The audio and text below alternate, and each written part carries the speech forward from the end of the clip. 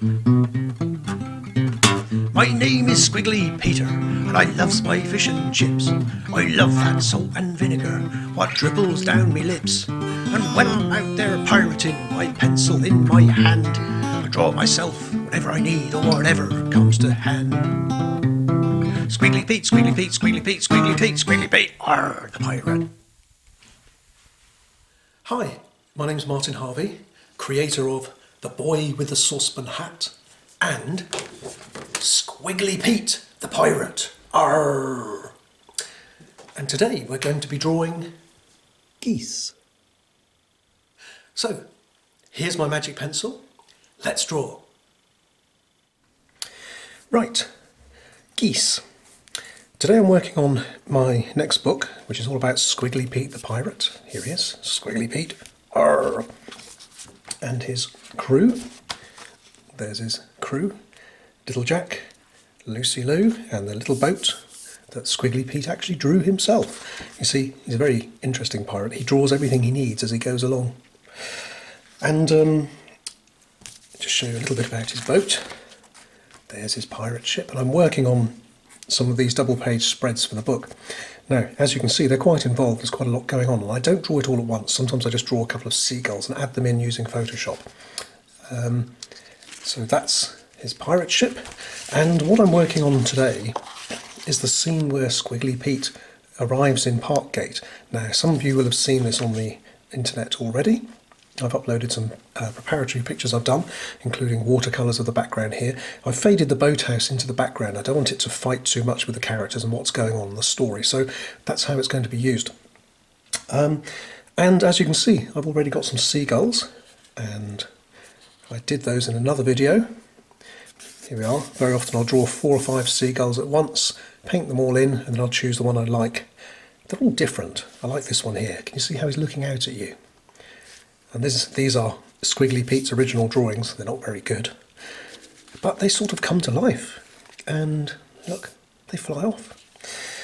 Right, so today I thought what I needed is I need some geese, some local wildlife to fill in some of the little gaps here, because I want to create this feeling that, you know, the book is very much based in Parkgate, and I want you to feel that you can almost walk out of the book into Parkgate itself. So we've got our little black-headed gulls, I believe they are here. Here's our standard Cornish type gull. They're a bit bigger, Cornish or Ramsgate, wherever you happen to be. They're a bit bigger. The ones we have around here in Parkgate are the smaller black-headed gulls. I think I've identified them properly. They could be Mediterranean gulls, I'm not sure, but anyway, they look pretty much the same.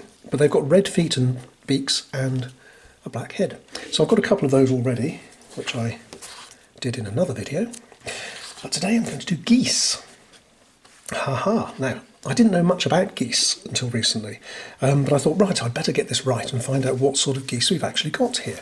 And I believe I'm right in saying we've got the Brent Goose, and apparently they fly away in April and come back in the autumn. So if you're watching this in the summer, unfortunately you might not be able to see any, but they are a feature of the area. You can often hear the goose call going on in the background.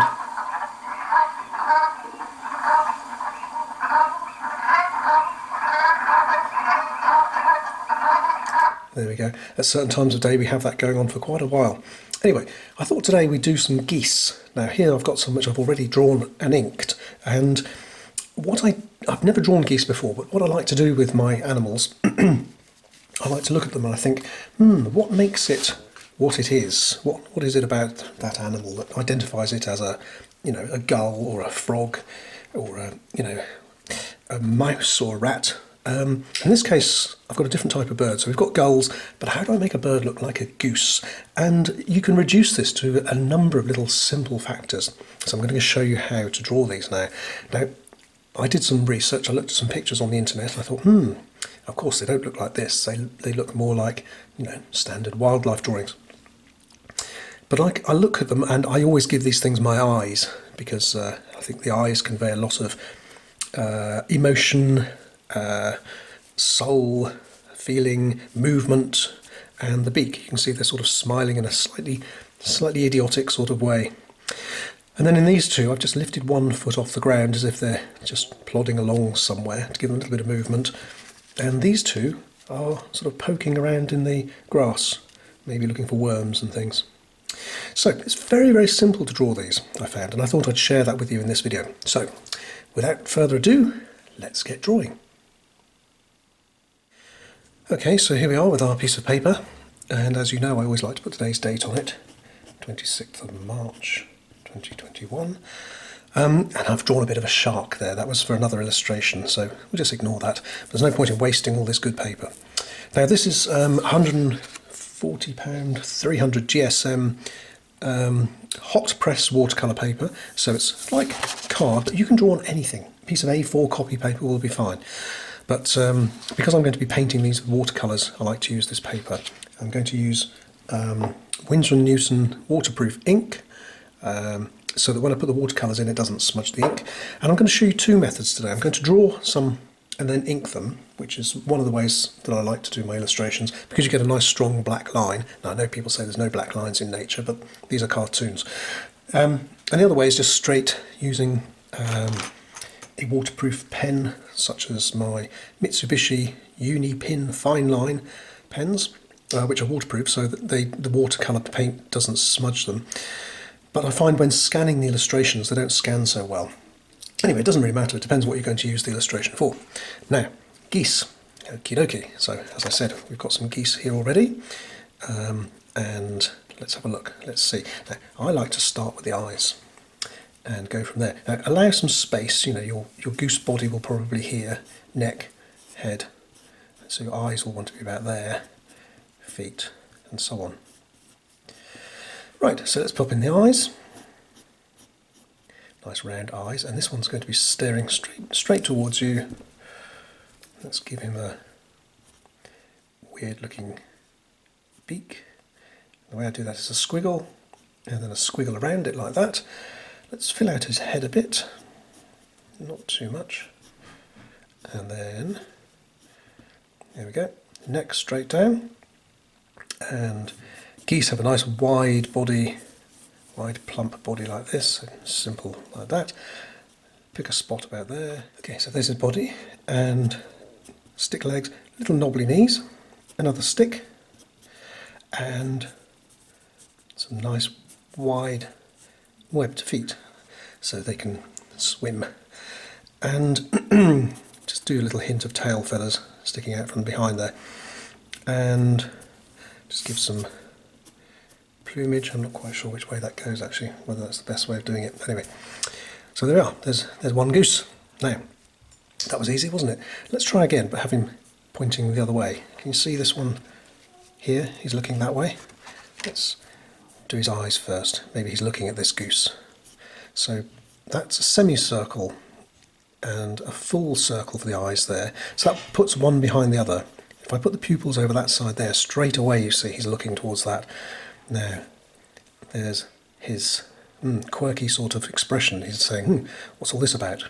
So do the top of the bill, beak, and the underside of the bill, and already we've got a goose. Well, we've got some animal. So let's fill in his head, a little bit of a head there, circularity of the head. Now in this case, as in this one you see, he's looking that way, so we're going to have the neck pointing in that direction. And as I said, when I analyse these creatures and sort of think, what is it that makes it a gull or a goose? The goose has a very long neck, unlike the gull. So there we got the goose's neck, job done, and a nice plump torso, because they're quite plump little creatures, aren't they? Very well designed for flying and swimming and making that noise. So there we go. So just nothing much more than a circle, really. You can give a hint of his shape by doing things like that. And to balance the neck going that way, I'm going to have the tail feathers going that way as well, just as if he's just sort of turning around. And from here, again, two stick legs, a knobbly knee, short stick legs, and your webbed feet sticking out. Now, just going to give some, have a think about this in more detail when I go to paint it. But there's our goose looking that way, and just a hint of the ground to tie them down. Now, that's a goose looking that way. Let's have a goose looking that way, and then we'll go for another type, shall we? So in this case, let's have the goose. See, he's got his head slightly on one side, as if to say, not sure about that. So again, pop in the eyes. Let's do that again. Pop in one eye, and the other one slightly below it, and he's looking up here.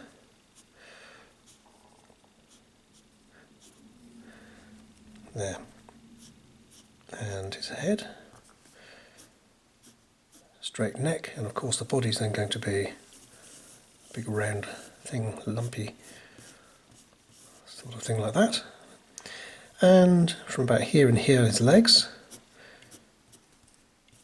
2 sticks, 2 knobbly knees, and, well, on this one, sorry I forgot the webbing on the feet. On this one, let's do that thing where I make him look as if he's picked up one leg. So do this one shorter, as I call it, foreshortening. It's quite tricky to do, and then just have the foot coming from behind like that. And if we give it a little bit of standard comic notation for movement like that, there we go. I'm going to ink these later. But there you go, see, that's how simple it is. I'm going to do a couple more in the Mitsubishi waterproof pen. Now, with a pencil you can doodle around and rub it out and get it right. With a pen, when you're going straight to pen, you have to be a little bit more accurate. So let's just see what happens. Now, I've got one up here. Let's see if we can do this one, shall we? Where he's got this sort of expression. His neck is... And I've noticed that in photos of geese, and the ones I've seen, they sort of bend their neck in this curious way, about halfway there. So let's see if we can do that, shall we? So, there's one eye. And his other eye. And we'll put the pupils in straight away, so we know where he's looking. He's looking off in that direction. And the crack of his beak, top part of his beak, and the lower part, whoops, not a great line, but never mind, and then the rest of his head. Now the top of his head there, and this is the crucial bit, the neck with the bend, so I'm just going to go like that. No, that's fine, and follow that there. Then we've got our goose's neck, and then the body's going to be a sort of side view of the body, so nice, whoops, going to come like that. Now I can fill that in with paint, cheat a bit, and then his other shoulder there, and I'm going to have some lines around here for his feathers, and tail feathers sticking out the back there, and quite simple, he's just got his feet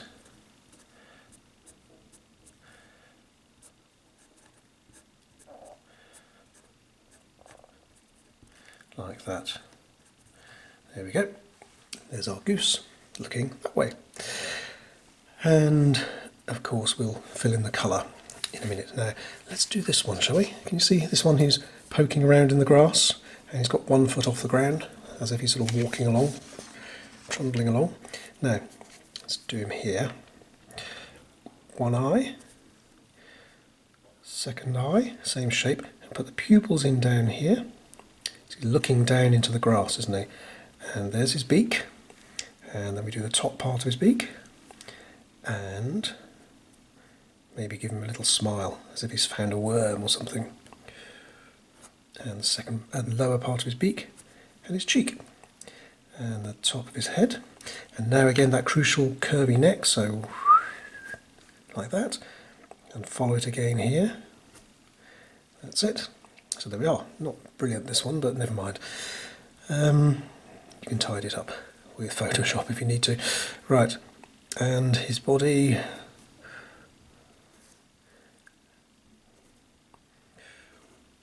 Nice goosey sort of oval shape there. Tail feathers sticking out the end. Simple as that.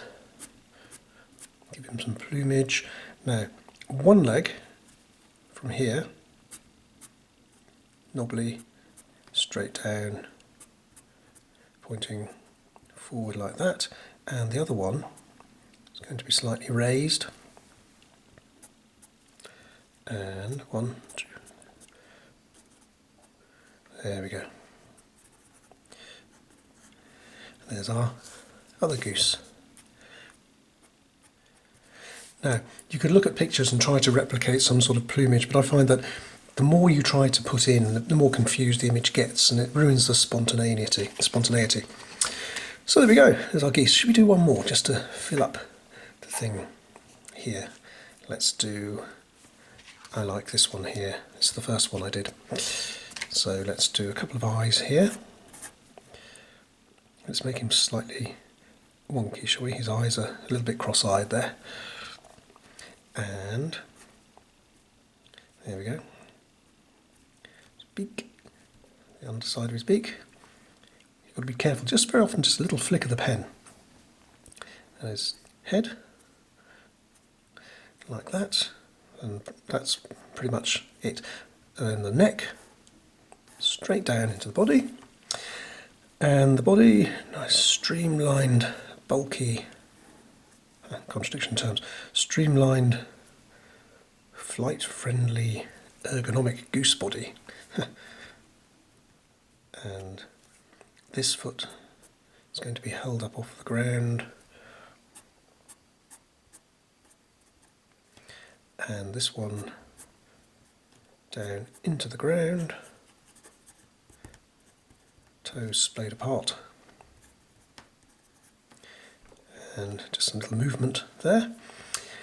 And we're going to colour him dark at the top here, around his neck, because Brent Geese, I believe, are like that. And there we are. Give him a little movement.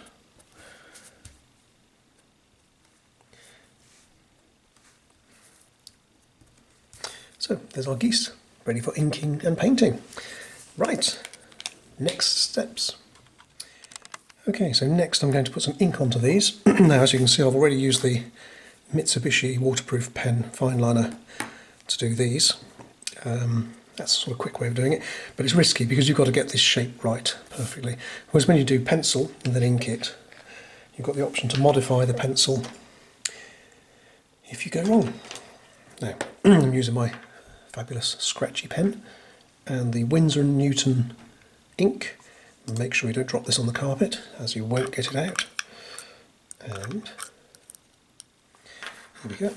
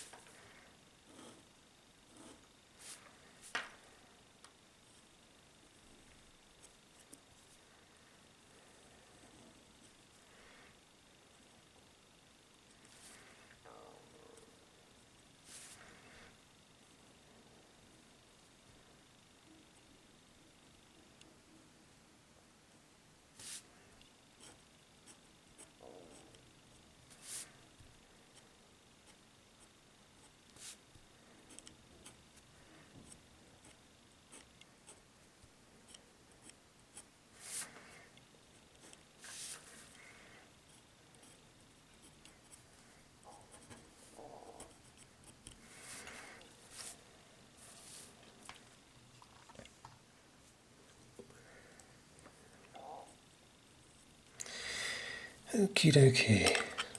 So there we go, not much to it. Right, I guess you probably want to skip to the end.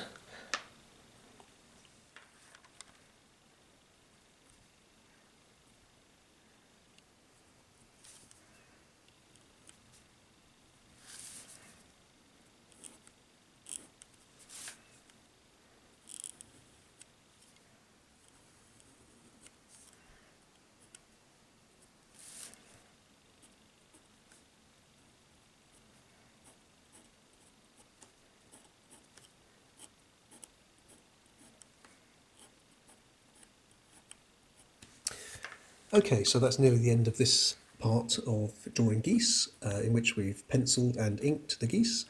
After this, please look for the second part, in which we fill it in with some watercolour. Thanks for watching.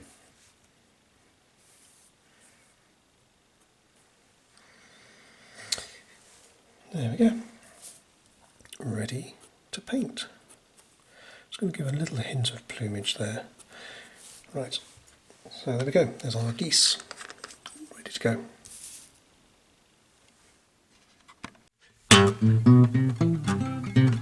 My name is Squiggly Peter, and I loves my fish and chips. I love that salt and vinegar, what dribbles down me lips. And when I'm out there pirating, my pencil in my hand, I draw myself whatever I need or whatever comes to hand. Squiggly Pete, Squiggly Pete, Squiggly Pete, Squiggly Pete, Squiggly Pete, arr, the pirate.